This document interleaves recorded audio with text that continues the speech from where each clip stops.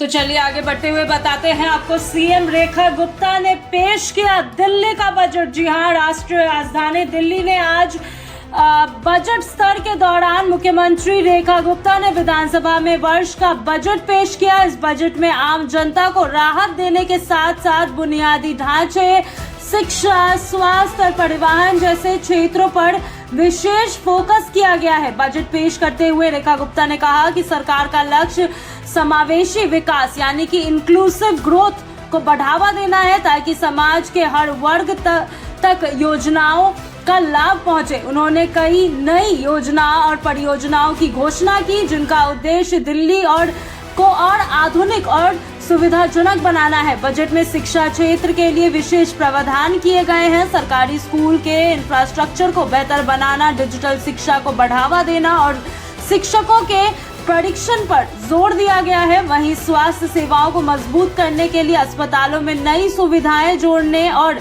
मोहल्ले क्लिनिक की संख्या बढ़ाने की भी ऐलान की गई है। तो वहीं आगे बढ़ते हुए बताते हैं आपको कि परिवहन के क्षेत्र में भी बड़े फैसले लिए गए हैं। दिल्ली मेट्रो रेलवे कॉरपोरेशन के विस्तार और सार्वजनिक परिवहन को और सुलभ बनाने के लिए बजट में अतिरिक्त फंड का प्रावधान किया गया है। साथ ही इलेक्ट्रिक वाहनों को बढ़ावा देने के लिए नई सब्सिडी योजनाओं की घोषणा भी की गई है जिससे प्रदूषण कम करने में मदद मिलेगी। महिलाओं और युवाओं के लिए भी कई कल्याणकारी योजनाएं पेश की गई है। महिलाओं की सुरक्षा, रोजगार और स्वरोजगार को बढ़ावा देने के लिए विशेष फंड आवंटित किया गया है।